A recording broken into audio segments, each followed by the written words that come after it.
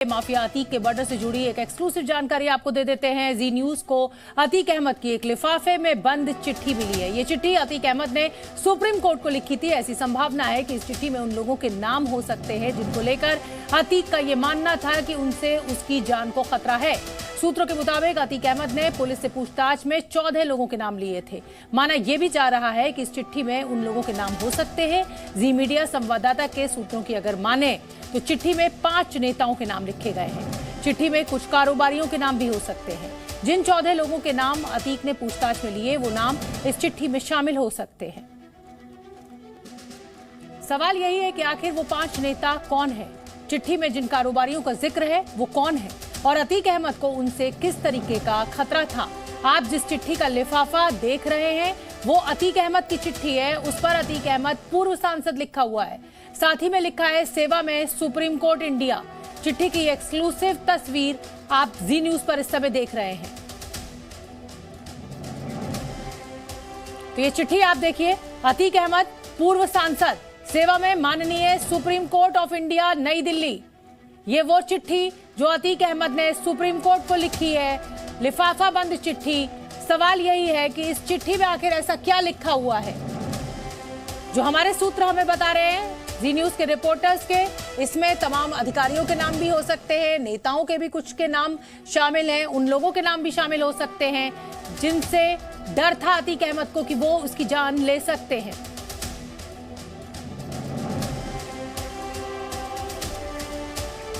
अशरफ की चिट्ठी पर नया खुलासा, वकील के जरिए सीएम तक पहुंचनी है चिट्ठी। अशरफ ने वकील को दी थी ये जिम्मेदारी। अशरफ का 29 मार्च को चिट्ठी का जिक्र, हत्या की धमकी का किया था दावा। तो वकील के जरिए मुख्यमंत्री तक पहुंचनी है ये चिट्ठी। जिस लिफाफा बंद चिट्ठी का मैं भी जिक्र कर रही हूं, एक चिट्ठी सुप्रीम कोर्ट को लिखी गई है और दूसरी चिट्ठी कहा जा रहा है कि वकील के जरिए अब मुख्यमंत्री को पहुंचेगी। अशरफ का 29 मार्च को चिट्ठी का जिक्र हुआ था। जब मीडिया उससे बात कर रहा था तो उस समय अशरफ ने कहा था, इस चिट्ठी का जिक्र किया था। तो अशरफ की चिट्ठी पर नया खुलासा इस समय हम आपको दिखा रहे हैं। अतीक की चिट्ठी भी हम आपको दिखा रहे हैं। विशाल रघुवंशी हमारे साथ जुड़ रहे हैं ज्यादा जानकारी लिए हुए। विशाल, मेरा सवाल आपसे यही है कि ये जो चिट्ठी का जिक्र खूब जोर शोर से चल रहा है, वो चिट्ठी मुख्यमंत्री तक वकील के जरिए पहुंचनी है। क्या जानकारी आपको मिल रही है, कब तक पहुंच जाएगी और क्या लिखा है उस चिट्ठी में? देखिए, ये चिट्ठी लिखी जरूर गई है, लेकिन आपको बता दें, देखिए ये चिट्ठी लिखी जरूर गई है, लेकिन अभी पहुंची है या नहीं पहुंची है इसको लेकर ऑफिशियल जानकारी जो है वो अभी सामने नहीं आई है। क्योंकि ये चिट्ठी जो है ये मार्च में लिखी जा चुकी थी और जब अशरफ ने इस बात का जिक्र किया था कि उसकी हत्या की जाएगी और इसको लेकर उसने इस बात पर भरोसा जताया था कि उत्तर प्रदेश के मुख्यमंत्री को भी वो एक चिट्ठी भेजेगा। मतलब साफ है कि उसके जहन में ये था कि वो जिन लोगों के लिए काम करता है या जो सफ़ेद पोश या बिल्डर, व्यवसायी, ISI कनेक्शन वाले, ये तमाम जो लोग हैं ये उसकी जान ले सकते हैं। क्योंकि लगातार एक के बाद एक जो खुलासे हैं वो हो रहे थे। यहाँ तक कि अशरफ और अतीक से जो है पूछताछ करने की तैयारी थी और ये कहीं ना कहीं से साफ हो रहा था कि अतीक और अशरफ कई राज खोल सकते हैं। ऐसे में अगर राज खोलते तो कई जो उसके साथ काम करने वाले या उसके पार्टनर या उसके साथ जो है लगातार जो तमाम इस तरह के माफिया नेटवर्क को बढ़ाने वाले जो चेन का हिस्सा होने वाले लोग ये फंस सकते थे। और शायद यही वजह है कि चिट्ठी पहले से तैयार कर ली गई थी। हालांकि ये चिट्ठी अभी भेजी गई है या नहीं भेजी गई है, लेकिन ये कहा जा रहा है, जो वकील हैं जो इस पूरे मामले में अतीक अहमद के, उनका कहना है कि चिट्ठी जो है वो भेज दी गई है। अब चिट्ठी कब तक पहुंचेगी और उस पर क्या कुछ होता है और ये सब देखना होगा। लेकिन हाँ, आपको बता दें कि फिलहाल जो लिफाफा बंद भेजा गया है उसमें कई लोगों के जो नाम है वो ये हो सकते हैं। ठीक है, आप नजर बना के रखिए विशाल, जैसे कोई अपडेट होगा मैं फिर आपका रुख करूंगी। हो सकता है कि माफिया अतीक अहमद ने अपनी जान का खतरा बताया हो। ऐसी ही एक चिट्ठी का जिक्र अतीक के भाई अशरफ ने भी किया था। 29 मार्च को पेशी के दौरान अशरफ ने चिट्ठी का जिक्र किया था। अब आप अतीक के भाई अशरफ का वो बयान सुनिए जिसमें उसने सीलबंद लिफाफे का जिक्र किया था।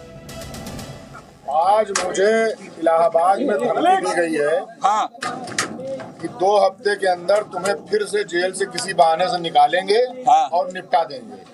ये किसने दी है? किसने? एक बड़े अफसर ने दिए, मैं उनका नाम नहीं ले सकता। यूपी पुलिस का है। पूरी बात है आपके नहीं बता सकता मैं। अच्छा, आप पर उमेश पाल की भी माननीय चीफ जस्टिस को और इलाहाबाद के चीफ जस्टिस को और माननीय मुख्यमंत्री को मेरा बंद लिफाफा पहुंच जाएगा अगर मेरी हत्या होती है तो। क्या होगा उस बंद लिफाफे में? उसका नाम होगा जिसे धमकी दिया है।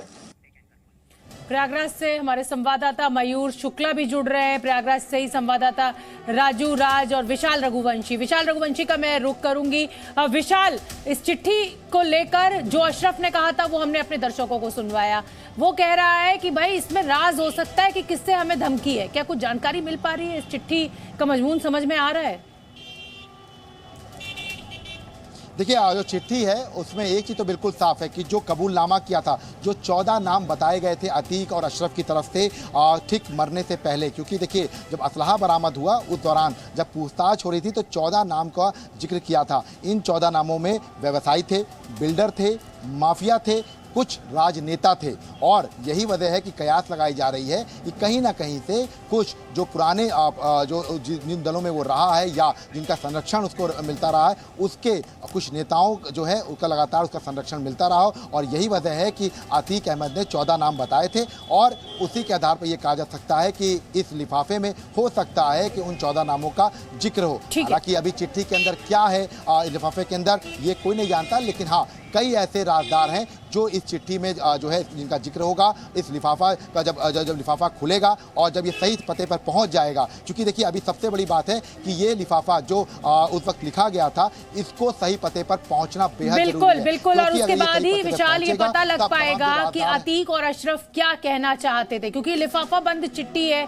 कोई डर नहीं है, कोई जो भी जिम्मेदार होगा हो सकता है उनके नाम हो। ये भी सकता है कि माफिया अतीक अहमद ने अपनी जान को खतरा जताया हो। वैसे अतीक अहमद ने 11 अप्रैल को उत्तर प्रदेश में पेशी के लिए लाए जाने के दौरान कहा था कि इनकी नीयत ठीक नहीं है। अतीक ने यह भी कहा था कि उसे मारना चाहते हैं। उसकी पेशी वीडियो कॉन्फ्रेंसिंग के जरिए भी हो सकती है। क्या कहेंगे? दोबारा से ले जा रहे हैं? ये ले जा रहे हैं, ये सही नहीं है। क्या कहेंगे? करना चाहते हैं, मारना चाहते हैं। लेकिन आपको तो उमेश मामले में लेके जा रहे हैं। मैंने उमेश पाल के हफ्ते में तो वीडियो कॉन्फ्रेंसिंग हो सकती थी, और वीडियो कॉन्फ्रेंसिंग के लिए सुप्रीम कोर्ट ने कहा है। सुप्रीम कोर्ट का आपको क्यों लग रहा है कि आपको मार देंगे? जब सुप्रीम कोर्ट ने कहा कि वीडियो कॉन्फ्रेंसिंग कराओ। Z News.